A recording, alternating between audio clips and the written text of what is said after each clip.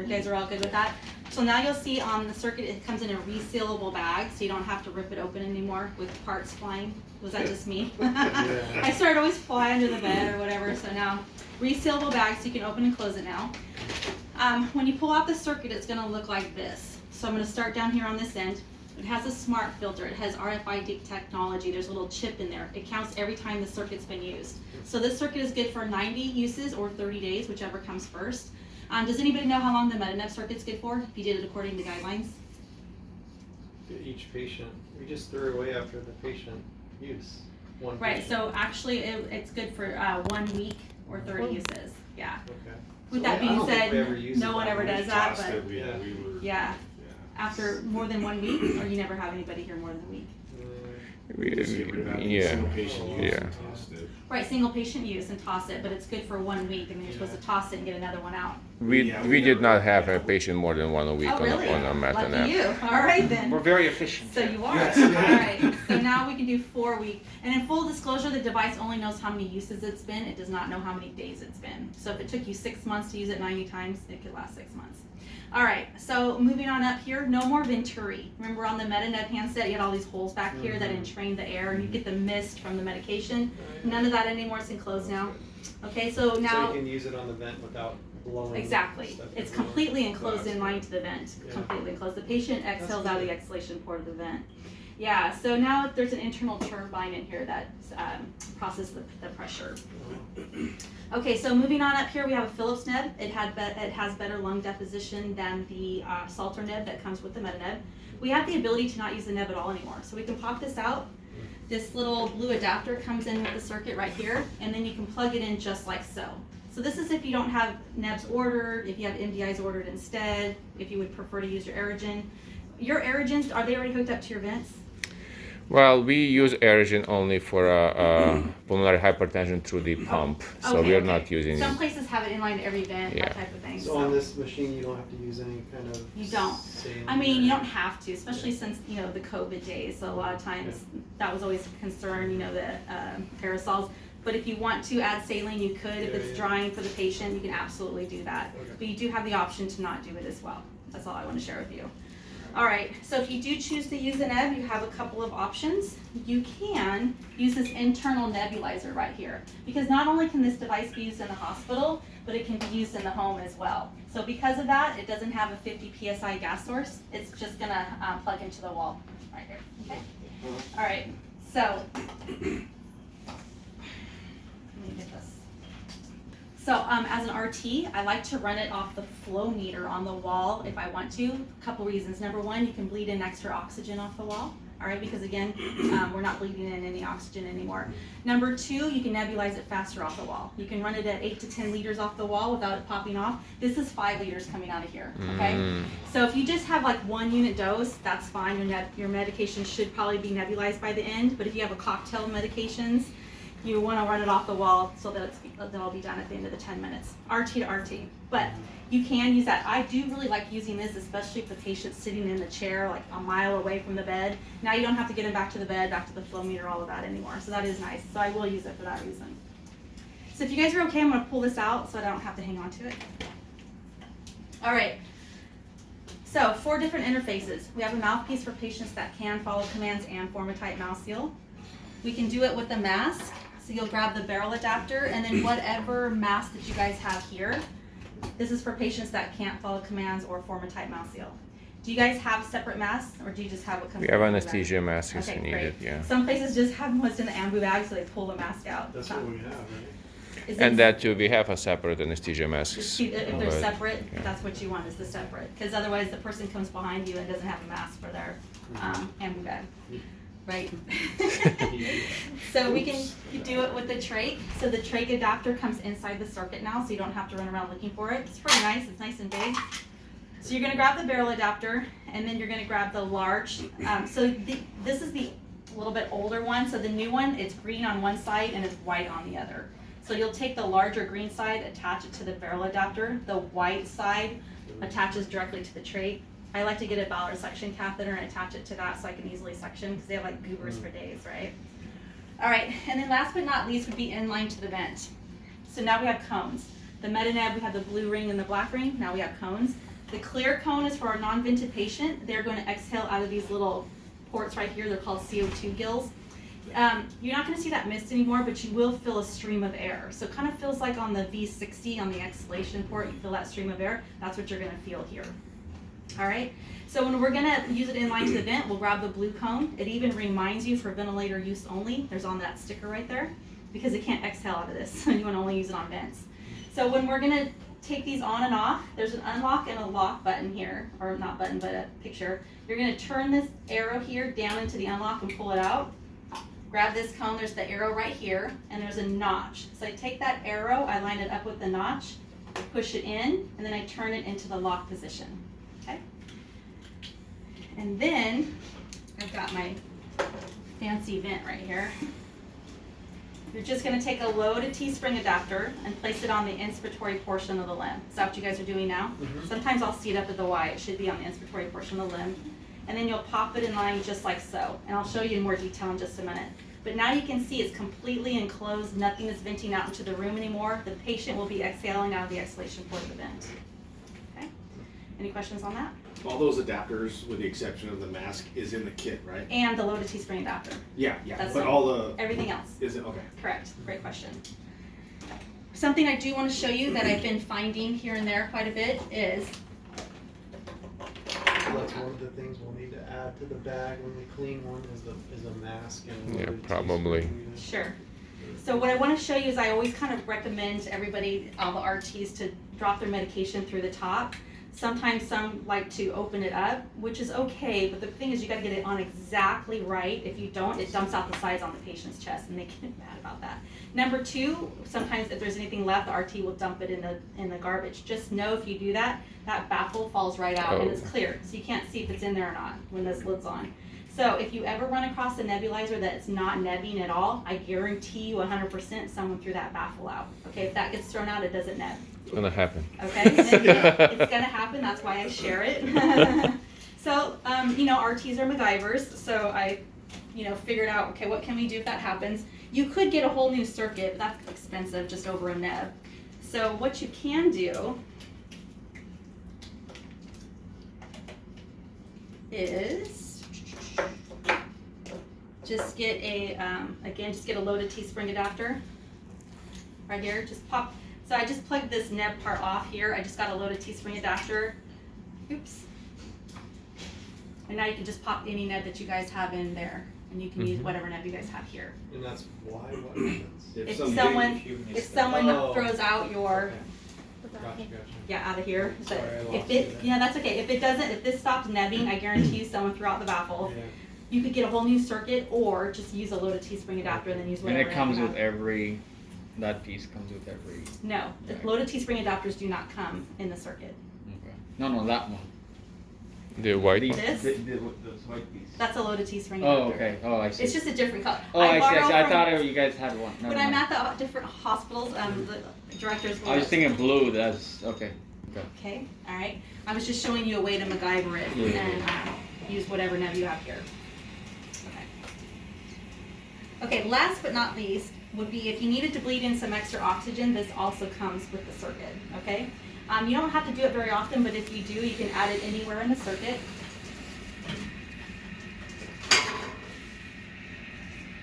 This is why I take it out, because it gets to be too much for me to hang on to. You can stick it anywhere. You can stick it here, here, or here. I personally like to put it down here. And then you get O2 tubing that does not come in the circuit, O2 tubing, and then you can hook it up to your flow meter and bleed in as little or as much as you need to maintain the SAT. Like I said, it's not very often that you have to do it, but if you do, you can put it anywhere you want. Some people like to have it up here by the patient's face. Either way. I like it down there because then the extra tubing and stuff's like out of the way over here. It's not like all up where the patient's at. All right. Any questions? Okay. So now to turn on the device, you're going to take this button and you're going to hold it down for several seconds until the screen pops all the way up. All right, so now we have two options. We have manual and automatic. So I'm going to, I know, is there a glare? You good? Yeah, I'm gonna switch. Do you mind if I stay here? Thank you. Okay, I'm going to start with manual because that's most like the Metaneb. Oh, this is not mine. Hold on, I got to unlock it. Yeah, that was locked. Pause to so when you first turn it on, it looks like this. I'm going to hit manual. So just like the MetaNeb, we have CPEP, CHFO, and the neb. So CPEP, continuous positive expiratory pressure. So that's our lung expansion mode, or Hillrom's version of PEEP. So that's like your easy PAP, your PEP valve. You're expanding the lungs, recruiting any alveoli that have collapsed, getting the air behind the secretions. We now have the ability to dial in a precise pressure between 5 and 25. You can either go up and down on the arrow here, or you can tap on the number itself and type in exactly where you want to start. Okay, so you remember on the MetaNeb, you just turned that flow on the bottom, kind of guesstimated what your patient's getting, so now you can dial in a precise pressure. Even better, you can give it in report. Oh, I did a pressure of 15 on Mr. Smith, so now you have that continuity of care as well between RTs. It does take 30 seconds for that pressure to ramp, for the pressure to ramp up to what you have set to give the patient time to acclimate. A good starting point is somewhere between 5 and 10. I usually start at 10 because again you have that 30 seconds to ramp up, so by the time it gets up there the patient's doing okay. The way that I find my sweet spot is that while it's on the patient, I will lean over and just kind of start slowly turning it up until I get a reaction out of the patient, or their cheeks start puffing out. That tells me if their cheeks are puffing out, that pressure's not going down here. So then I back off 1 or 2. That's how I do it. Some patients you can ask them, oh, is that too much, more, but for the most part, if you ask them if it's too much, they always say yes, right? So I always try to stay like 1 step ahead, so I'll just kind of be a little sneaky about it. Over here is CHFO, continuous high frequency oscillation. That's the mini burst of air that mobilizes the secretions from the smaller airways up to the larger airways, where then we can cough it out, suction it out, or use a cough assist device to get it out. So the vest does that externally, this is doing it internally. This is one of the biggest differences between MetaNeb and Volara, is now we have the ability to adjust that pressure. Can you do on the vest and this at the same time? I That'd see, be no, that, interesting. you, in fact, it's funny, I do see places that Get do them out that, of but here it's in not no time. necessary to do that, right? They Yeah. both do the exact same thing, one's external, one's internal, so that's no need to do both. But I do see it, especially with patients that are doing really bad, the doctor's throwing the kitchen sink at them, I get it, but. So now we can adjust that pressure, which we were not able to do on the MetaNeb. On the MetaNeb, we had 0 control over the pressure. All we could do was high or low on the speed. Do you remember that? Now we can dial in a precise pressure between 5 and 70, 70. 70 is a lot. That can pop some pneumos if you don't know what you're doing, right? For that reason, we have a pressure ceiling limit set in there. So again, the super user, in this case, Vladimir, will have that password that if you needed to go above 50, he can type in that password and go above 50. You can lower it to 40 if you want. Usually, almost all of my hospitals have it at 50 because when you're using it in line to the vent, you need that higher pressure. I'll talk about that in a minute. But you can change it if you want to. I've never had one hospital go over 50. The reason why it goes that high is because IPV does. And so we matched it, but again, like I said, no one even uses that, but you can. All right, same as the other side. You're gonna either touch the number and then type it in, or you can go up and down on that arrow. A good starting point on our non-vented patient is 15 to 25. So I usually start at 20. And then what you want to do is look for chest wiggle, because now you can control the pressure. So if you're not getting any chest wiggle, if you're getting chest wiggle, that's telling you that the pressure is reverberating all the way through the chest. If you're not getting chest wiggle, that pressure may not be reverberating through the chest. So then what you want to do is go up on the pressure, okay? Women like us, usually 15 to 25 is plenty. Men with a big, broad chest especially, I might start at 25. I might even have to go to 30 on them, or even higher. Like I said, you can adjust now for chest wiggle. In line to the vent, you're going to look at the peak inspiratory pressure on the vent, and you're going to go 5 above. So if your PIP on the vent's 25, you're going to start this at 30.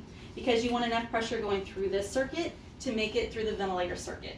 If you have less pressure going through here than what's going through your vent circuit, that tidal volume in your vent circuit is going to take the path of least resistance and it's going to dump down here. And I'm going to show you what that looks like in a minute in the vent. All right. Does anybody know what the maximum pressure the MetaNeb goes to? Anybody want to take a shot? 40. No. 25. 25. Yeah, 20 to 25. So now you can see that's why I said you're going to see auto cycling more on this. Yeah. Okay. All right. Okay, down here's the speed. Now we have 3 speeds. MetaNeb had 2. MetaNeb was 170 oscillations per minute, or 230. Now we have 180, 240, 300. So we have a faster speed. Okay.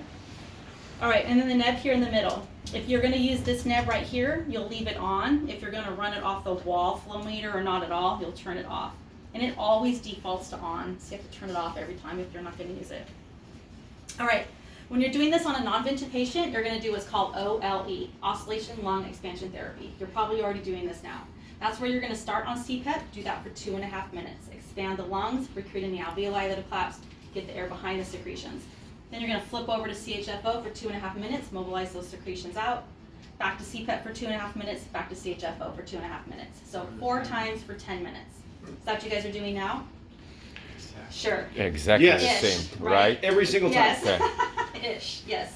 All right, good, perfect. In line to the ventilator, it's even easier. CPAP does not exist in line to the vent. It's CHFO for the entire 10-minute treatment. You do not flip it back over to CPAP. Do you know why? Because you already have a You already CPAP. have PEEP on the vent. So PEP, this is just PEP. PEEP, yeah. So, and then think about it. What if you have your CPAP set at 10, but your PIP on the vent's 30? I mean, you switched it back over to CPAP. That's not 10 above your PEEP on the vent. That's just a pressure of 10 going through. So basically, long story short, you're going to dump PEEP and tidal volume down the circuit, and your patient can decompensate. So it's very simple in line to the vent, CHFO straight for the entire 10-minute treatment. So this is what it's going to look like. Okay, so down here, we're going to do it on our non-vented patient first. I'm going to hit start. Now, if you don't listen to anything else, listen to me right now. It sounds like it's on. This little clock is running. Your patient's not getting anything right now. You still have to tell the machine CPAP or CHFO. Since it's a non-vented patient, we're going to start with CPAP. You can see I have a little timer here. So right now it's green. When I hit it, you're going to see it changes color and my little clock starts running. Now my patient's getting that therapy that's set, okay? Like I said, it does take 30 seconds to ramp up to that pressure, so I'm going to let it ramp up so you can see it. But once it does ramp up, this separates out between a peak inspiratory pressure and mean airway pressure on the side here. So you can see in real time if your patient has a good seal or not, okay? Especially when you're using the mask or whatever. Once this ramps all the way up, you'll see what I'm talking about. Okay, there it goes. Okay, so now my pressure set at 15. Now you can see every single breath, this blue line's going up to 15. I have a good seal. It does compensate for leaks. So if you're doing the treatment and all of a sudden it gets really loud, I guarantee you the patient's got a leak somewhere. Let me see if I can get it to do it. See how it's getting really, really loud? Like, look at this major leak I've got going on, but my pressure's still getting up to 15, so it's really good at compensating. So then you're like, no, Mr. Smith, tight mouth seal. And then you'll put it back in their mouth, and then there's 2 pressure sensors in there, and it's adjusting to maintain that pressure we have set. So it'll adjust pretty fast. So after this clock gets to 2.5 minutes, we'll flip over to CHFO. You can turn it up while it's on the patient. Make it go faster, slower. So after 2.5 minutes, you'll flip back over to here. This is what the neb sounds like if you use the neb. Sounds like a home neb. It's another reason why I'm like, All right. Middle of the night, man. But like I said, it is handy with the patients far away from the bed. I will absolutely use that. All right, and then after 2.5 minutes, I'll flip it over to CHFO. When you're on the CHFO, this medium, do you ever go back and forth with the CHFO doing a 2.5, or Yeah. just stick? Let me flip over here to make it quieter. So yeah, so that's a great question. He's asking if we should change the speed throughout the treatment. So there's no absolute right or wrong on that. So some RTs will do it for patient comfort. So they'll just do medium and then leave it on medium. There is a theory out there, especially with IPV users, if you start in low, it acts like a jackhammer. And it is true, the patients tend to tolerate medium better than low. That low, there's more time in between each oscillation, there's a little more amplitude, you can hear it. When I flip it over there, you see what I mean. So that acts as a jackhammer, breaks it up, and then they flip over to a higher speed later on in the treatment, and it gets it the rest of the way up, right? Yeah. So that might be what your mindset is. So it just kind of depends. It hasn't been proven, it's just a theory, but you'll see both types of things going on out there. So if I hit CHFO, that's the medium. That's high.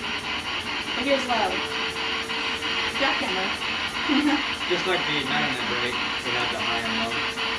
Yeah, but now you have the 3 speed. Yeah. All right, so once this says 10 minutes, this is your overall time up here. Once that says 10 minutes, you're gonna hit stop. And it's gonna take you to that summary screen I was telling you about, that I've used my circuit 21 times out of 90, my average pressures, what time I did the treatment at, and this information is stored on the filter. Nothing's stored on the device. All right, so now inline to the vent, real quick, will look like this. Okay, so let's say your peak pressure on the vent is 23. Where would you like to start your pressure at here? So you're just saying like an average peak pressure on the vent? No. Anything, or- Well, yeah, if you want to stand, the reason why we say 5 above is because, especially, do you guys use AC here a lot, or PRVC? What do you guys use? Yeah. AC? PRVC. Do you, if you Like use, PRVC. if you use AC a lot, your pips bounce around, right? They're like 28, 32, 30. Some RTs will stand there for 10 breaths and look and match the highest pip, but most people aren't going to do that. So if you add 5 above, most likely you're going to meet or exceed that highest pip, right? Technically, you really just want to match the highest pip. So if you're willing to stand there for 10 breaths or whatever and hit that highest one, or you can just add 5 and know that you're probably taking care of it. PRVC, your pips are more stable, right? So you don't have to go 5 above. You can match it or go 1 or 2 above. You just want to make sure that you're meeting or exceeding the pressure through this circuit over the vent circuit. Okay, so if your pips are 23, where would you want to start it at? Like on 28. AC, 28. If it's on PRVC, I'd probably go 25, right? Because sometimes they bounce around a little bit, but and again, that's just a starting point. So then you want to look for chest wiggle. So you started at 25, you pop it in line to the vent. You're not getting any chest wiggle. Go up. You just don't want to go less than your pip on the vent. Okay. All right. So in line to the vent looks like this. What you want to do is turn it on first, because if you pop this in line first without the therapy turned on, all your PEEP and tidal volume is going to dump down here. You'll see what I mean in a minute when I turn this on. So what we want to do is we want to press start. Then we're going to hit CHFO. Let it ramp up for a second. We're going to pop it in line to the vent. We're going to do the whole 10-minute treatment. No back and forth, none of that. Whole 10-minute treatment. When the treatment's done, we're going to take it out and then hit stop. It's that simple in line to the vent. I had a question. What about PEEP settings if the PEEP You just doesn't go off matter? PIP on the vent, because your PEEP is going to So be if PEEP's part of that. 15 doesn't matter. Doesn't matter. You're going to go off your PIP, because your PEEP is part of that PIP, right? Alright. Yeah. Okay. Any questions on manual? Okay, now we're going to go to automatic. So the way that we do that is we're going to hit this little menu arrow here, and we're going to hit the house. The house is always going to take us back to this home screen. Okay, if you ever get lost, hit the house. House will take you home. Then we're going to hit automatic. It's going to go back to the last preset setting that was used. But if you want to get the list of preset settings, we're going to hit the arrow again, and we're going to hit the lungs. The lungs are going to take us to these preset settings. I am going to work with Vladimir to see if he wants to add in the additional ones, so it may look a little bit different. So right now it says low, medium, and high. Normally when I come in, I change these. I change it, instead of staying low, I'll have 5/15. So as an RT, you can look at it and see exactly what the pressures are, because what does low, medium, and high mean? Medium would be 8/20, so I would put 8/20 over here, so you could see right away. And not 8/20, it's not BiPAP settings. It's a CPAP of 8, CHL of 20, and then high is 10 and 25. Do you guys do hearts here or traumas, anything like that? Nope.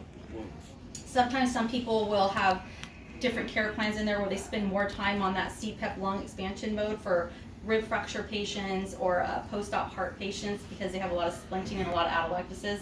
So they might do 3 or 4 minutes on CPAP and 1 or 2 minutes on CHFO. So you can change it up, and I'll talk to Vladimir about that. But what you're going to do is you're going to just come and pick whichever one that you want. You're going to hit start. This will normally count down from 10 minutes. You can see exactly where I'm at in that CPAP cycle. You're going to notice it's automatically going to flip over to CHFO. You don't have to do anything. And it's automatically going to flip back to CPAP. You don't have to do anything. You can, if you want, hit pause if your patient needs it. You have up to 5 minutes to let your patient take a break, cough suction, whatever they need to do. When you hit resume, it goes right back to where you left off. Patients like it because they can see when it's going to flip over to the next one, and they can see how much time is left in the treatment. When the treatment's done, it will automatically shut itself off. So you literally just hit start. It does everything else for you. Okay. So that's kind of been a nice feature for some RTs. Now, one thing you will notice though is there's not a ventilator option. We recommend only doing manual inline to the vent, because as you saw, it automatically shut itself off. So if you had this inline to the vent and then got called away, you know how it is. You're always on the phone, the nurses are talking to you, whatever. This shuts off inline to the vent. all your peak and tidal volume's dumping down this circuit. Your patient's getting nothing, and I'll show you what that looks like on the vent. So we recommend just doing manual because it's going to keep running until you shut it off manually. But full disclosure, this will also shut off after 30 minutes. If you have it in one mode, CHFO, it'll continue for 30 minutes and then shut off. So long story short, if you have to leave your vent patient, take it out, take the treatment out, and do it some other time, okay? Do yourself a favor. But anyways, all right, so any questions on automatic? No? Good? All right. Okay, so now we're gonna pop this in line. What is this? Oh, you can remove it. Okay. What is that? Hit start. Do you want to go here with here? Whatever, you can. Does it matter? It's ASV. This is only vent. I'm like, where's AC on this thing? Because the names of all their modes are crazy. Here we see the same thing as APVC and B. Okay. And then, let's see, tidal volume is 500. That's fine. Sounds weird, huh? Let's just go 21. How come it's not getting the, what's it doing? It's doing what it's supposed to. Oh, that's, this vent is so different from all the others. All right. So it'll take a minute to get up to a tidal volume of 400? Yeah. Okay. I'm thinking. Well, it should. It's going. Well, now it's adjusting the FiO2. That's why it's doing this Okay. sounds. I guess I should have turned this on earlier, sorry. What's the title one? How it's set? At 400. Right Yeah. at the Okay. So the only other thing I always have to remind myself of where stuff you're is looking. at. Controls. The right controls. Go ahead. Yes, that's what I wanted. Okay, It's flow and the pressure trigger. perfect. Oh, okay. Mm-hmm. Okay, so what you want to do before you start this, before you start the treatment, is you want to do a quick vent check. You want to look at what your peak inspiratory pressure is on the vent, and you want to look at what the patient's actual respiratory rate is, because you want to see if the patient's autocycling or not, okay? So my peak pressure is 30. Where do you want to start the pressure at here? 35. 35, 33, somewhere in there. If you're PRVC, you don't have to go 5 above if you don't want. Okay, so we'll just, you said 35, we'll do that. All right, so we're gonna hit, we're gonna put on the right cone first of all, that's what we're gonna do. Okay, so what we're gonna do is we're going to hit, oh, and then we're gonna pop this in line. Ay, Who in the heck set this vent up? ay, Night shift. ay. Okay, It's doing night shift. Yes. Night shifters. okay, so here we're gonna hit start. We're gonna hit CHFO. Pop it in line. Now we're gonna see what this does. So my patient was breathing 15 times a minute. Now I can already just tell by looking at the waveform that it's autocycling. But look at my rate now, 38. It's definitely autocycling. So the easiest way to fix that is to switch it to a pressure trigger. So the way that we do that is to go to controls and see we have flow trigger here. You hit that little box, it goes to pressure trigger. Did I do it right? No.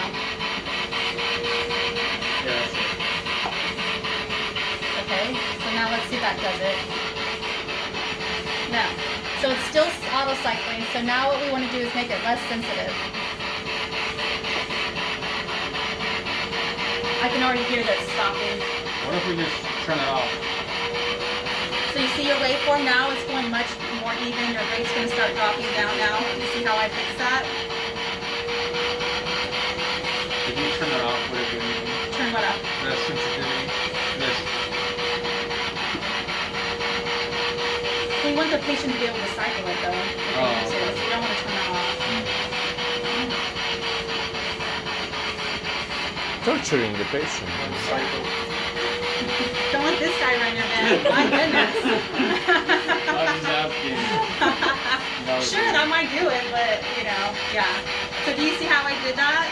I can try to make it auto cycle some more. Let me try it again here. No, it's not. It's PEEP. I just added PEEP trying to get it to auto cycle. You can see if that'll. Yeah, Yeah. see it right away. You can see the difference. See how it's starting to auto cycle again? Alright, so again, the easiest way is to make it less sensitive. So we're already in that pressure trigger. Let's see if this sticks into it. Nope, needs a little bit more. So I go in increments so that my patient can still cycle the vent. I don't want to max it out right away.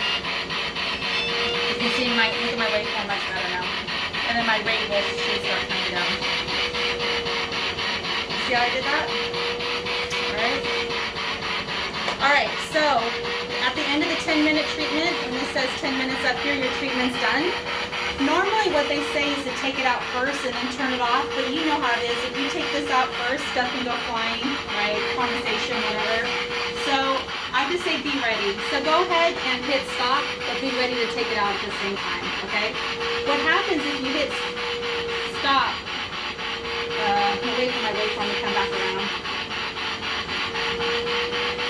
Okay, so what happens if you hit stop and you forget to take it out? Look at your waveform.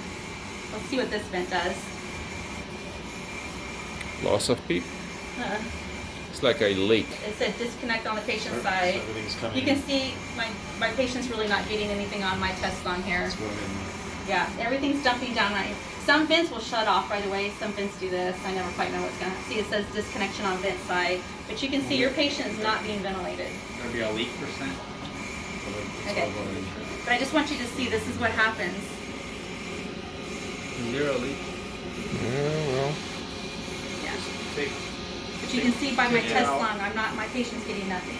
Okay? you just want to take it out from being on it. Yeah, I just want you to see what happens Yeah. if you forgot, or that's why we don't recommend doing automatic, because if you walked away, this is what would be happening right now, okay? So as soon as you realize, oh shoot, I know what I did, yeah, to your point, just take it out of what we said.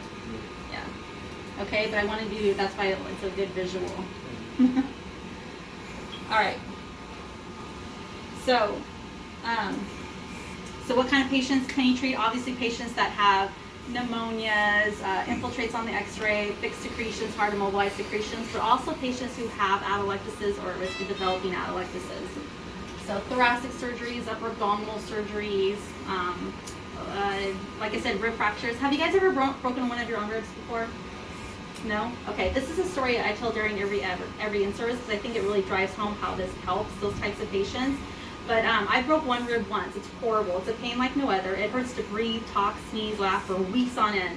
So I have a friend, he's one of those professional skydivers, and he jumps out in those groups of people. One day he lands wrong, falls, breaks 11 ribs on one side, 11 out of the 12, shoulder and his wrist. He goes to the hospital. He's in so much pain he can't even lay in the hospital bed. He's just sitting on the chair next to the bed. What do you think they brought him because he's at such a great risk of developing atelectasis? IS, you got it. He took one breath and was like, absolutely not, because that's very patient dependent. Patient does all the work on their own.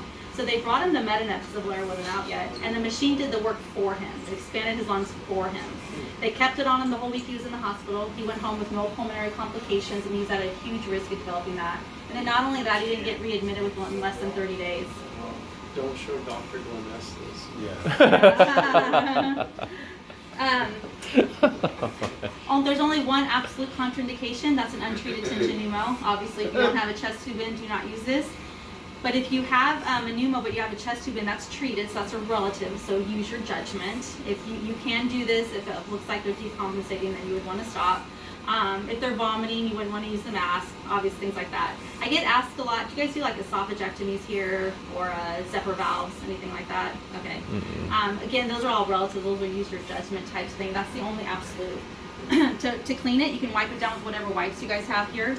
If you have to use bleach, go ahead. Just you want to wipe it off, with the alcohol swab or something immediately, because it leaves that white film that eats the plastic, especially the screen. Okay. So the purple. Yeah, whatever wipes you Should guys be do. fine. Yeah. How would we recommend to the doctor if he or she wanted to order this? Do we say it's an ordered Medinet, or is it this? Well, your Medinet. So you they're traded not it in, ordering the so- Metanep, they just, order the secretion mobilization. So, Because that's what I'm saying. It's saying is they, How do you order well, it now? if they're gonna put a Metanep,